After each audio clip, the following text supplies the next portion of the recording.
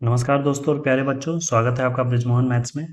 दोस्तों, basic maths में भिन्न संख्याओं से जुड़े सभी अवधारणाओं को समझने के बाद आज के इस वीडियो में हम दशमलव से संबंधित कुछ प्रश्नों को देखेंगे।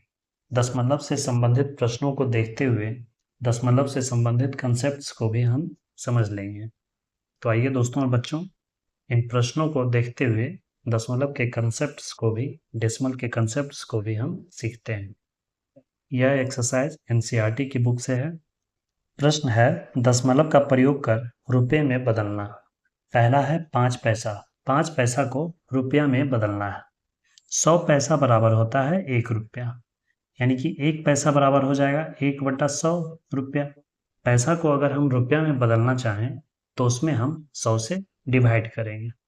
तो यहाँ पे है 5 पैसा को रुपया में बदलना है, तो 5 में हम 100 से डिवाइड करेंगे। तो 5/100 का अर्थ हुआ कि 5 का 100वां भाग। तो यहाँ हम स्थानीय मान को पहले समझेंगे। मान लीजिए कोई 3 अंक की संख्या है, तो इसे इस तरह से पढ़ते हैं: इकाई, वंश, दहाई, टेंस, सैकड़ा, हंड्रेड्स। अगर इसके बाद डेसिमल हो और डेसिमल के बाद अगर कोई संख्या हो, मान लीजिए 2 अंक की कोई संख्या है, तो इसे पढ़ेंगे 1/10th। इसका स्थानीय मान होगा 1/100th, यानी कि 1 दशांश और फिर 1 शतांश। इसी तरह से एक एक शून्य बढ़ता जाएगा। तो यहाँ पे 5 में अगर हम 100 से डिवाइड करेंगे तो हमें प्राप्त होगा 0.05, यही रुपया होगा। उसी तरह से अगर 75 पैसा को रुपया में कन्वर्ट करेंगे तो 75 में 100 से डिवाइड करेंगे, तब हमें प्राप्त होगा 0.75, यही उत्तर होगा। ये देख लेते हैं, 50 रुपये 90 पैसा है, तो 50 रुपया तो 50 रुपया है ही, बाकी जो 90 पैसा है वो 0.90 होगा, तो 50.90। दशमलव के बाद जो संख्याएं होती है उसे अलग अलग करके बोला जाता है। मान लीजिए अगर कोई संख्या इस तरह से दिया हुआ है, तो इसे इस तरह से नहीं पढ़ेंगे कि 7.125, इसे इस तरह पढ़ेंगे 7.125। दशमलव के बाद सभी संख्याओं को अलग अलग पढ़ा जाता है। इसी तरह से दिया हुआ है, दशमलव का प्रयोग करके मीटर में व्यक्त करें। तो सेंटीमीटर में दिया हुआ है, इसे मीटर में चेंज करना है। 100 सेंटीमीटर बराबर होता है 1 मीटर, तो 1 सेंटीमीटर बराबर कितना हो जाएगा? 1/100 मीटर।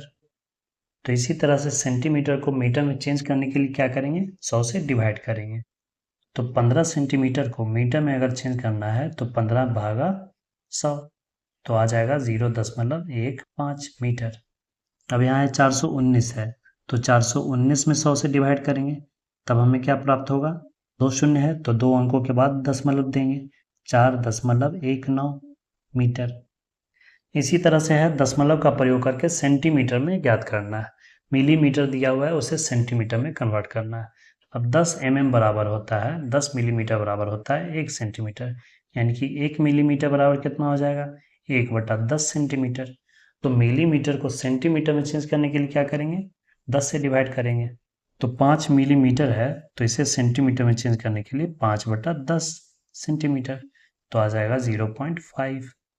इसी तरह दशमलव का प्रयोग करके किलोमीटर में लिखना है, मीटर को किलोमीटर में चेंज करना है। 1000 मीटर बराबर होता है 1 किलोमीटर, तो 1 मीटर बराबर कितना हो जाएगा?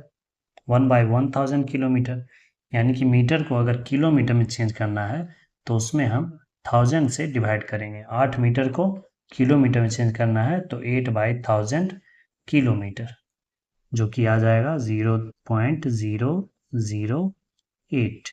3 शून्य है तो 3 अंकों के बाद दशमलव। उसी तरह से दशमलव का प्रयोग करके किलोग्राम में लिखना है।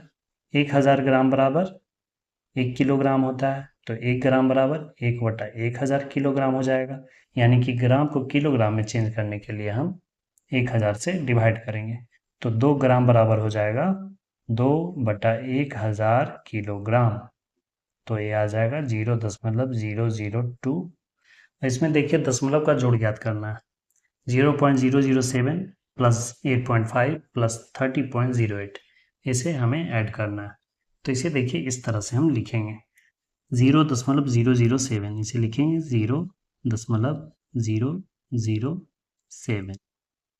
इसमें ऐड करना है 8.5, तो यहाँ देखिए जहाँ दशमलव है, दशमलव को हम सेम जगह पे रखेंगे। यहाँ ऐसा नहीं कि यहाँ पे हम लिख देंगे 8.5, ऐसा नहीं करना है।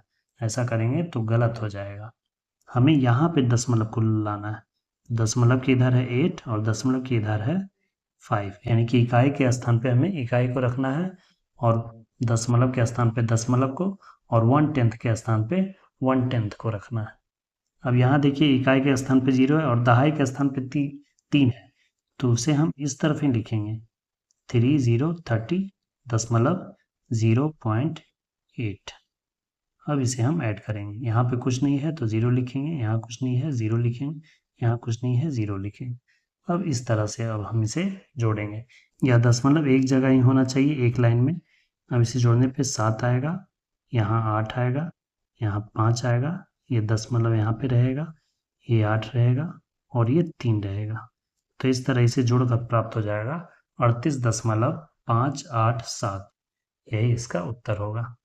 तो इस तरह से हम भिन्न संख्याओं को जोड़ते हैं। उसके स्थानीय मान को सही जगह पे रखना है। ध्यान देना है कि स्थानीय मान सही जगह पे रखें। अब जैसे क्वेश्चन सी को देखते हैं, तो इसे हम लिखेंगे 27.076, फिर है 0.5 है तो यहाँ लिखेंगे 0.55 और यहाँ है 0.004, 0.004। अब हम इसे ऐड करेंगे। यहाँ कुछ नहीं है तो 0, 6 और 4 10, 7 5 12, 1 13, फिर 5 और 1 6, यहाँ दशमलव आ गया और यहाँ 27 का 27 ही रह गया। तो इस तरह इसे जोड़कर प्राप्त हुआ 27.630। इसमें क्वेश्चन नंबर डी, ई और एफ, इन तीनों प्रश्नों को सॉल्व करके इसका उत्तर आप कमेंट करें। वीडियो को अंत तक देखने के लिए धन्यवाद। मिलते हैं अगले वीडियो में एक नए टॉपिक के साथ। जय हिंद, वंदे मातरम।